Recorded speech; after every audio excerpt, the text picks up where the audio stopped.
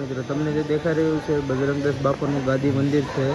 શ્રદ્ધાળુઓ જો આ છે મિત્રો ધ્યાન મંદિર બાપા સીતારામ. અહીંયા વડલામાં એવું કહેવામાં આવે છે આ વડલા આવી રીતના કંઈક સ્થાળ ધરવામાં આવે છે બજરંગદાસ બાપાના. બગદાણા આવીએ ને બાપા સીતારામને પ્રસાદી ન લઈ એવું બને જ નહીં. રામ રોટી.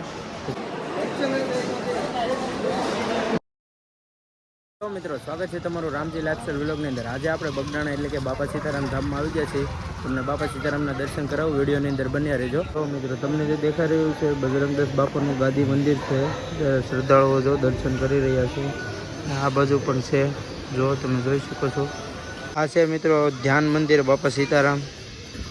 અહીંયા વડલામાં એવું કહેવામાં આવે છે આ વડલાની અંદર જો તમને બાપા સીતારામના દર્શન થાય તો કોમેન્ટની અંદર બાપા સીતારામ લખી નાખજો.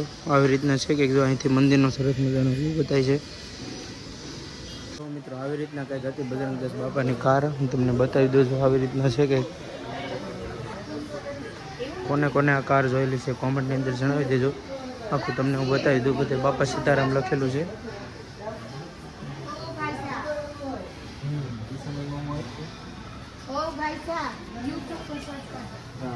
જો આવી રીતના છે કે કાર.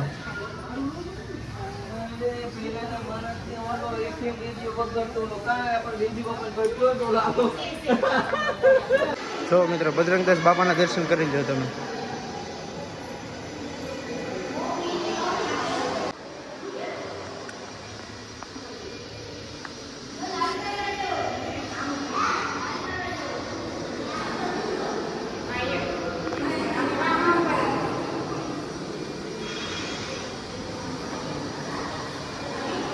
મંદિરની ઉપરથી કંઈક સરસ મજાનો બહાર આવો વ્યૂ બતાય છે. જો આ છે દાદરો, નીચે ઉતરવાનો. આ છે મંદિર. અહીંયા પણ છે એક મંદિર. આ છે નીચે તમે જોઈ શકો છો સરસ મજાના ક્લાઉડ્સ ને બધું છે. ને નીચે બધા સેવકો આવેલા હોય અલગ અલગ ગામથી, અનાજ ને એવું બધું સાફ કરતા હોય છે. એ પણ તમને બતાવીશ. રસોડા વિભાગ પણ બતાવીશ. તમે અત્યારે જોઈ શકો છો. આવી રીતના છે કંઈક જો સરસ મજાનો વ્યૂ પણ છે. જો આવી રીતના કંઈક સ્થાળ ધરવામાં આવે છે બજરંગદાસ બાપાના.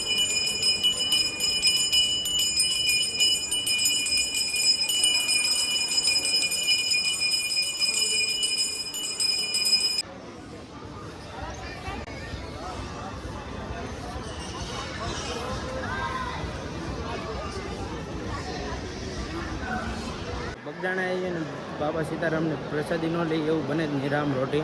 તો ચાલો આપણે જઈએ પ્રસાદી વિભાગની અંદર. હું તમને બતાવી દઉં. અહીંયા વિશ્વનું સૌથી મોટું અન્ન ક્ષેત્ર હાલે છે એવું કહેવામાં આવે છે. જોઈ શકો છો આવી રીતના બહુ મોટું વિશાળમાં બનાવેલું છે પ્રસાદી વિભાગ. અહીંયા લાખો લોકો રોજ જમવા આવતા છે પ્રસાદી લેવા માટે.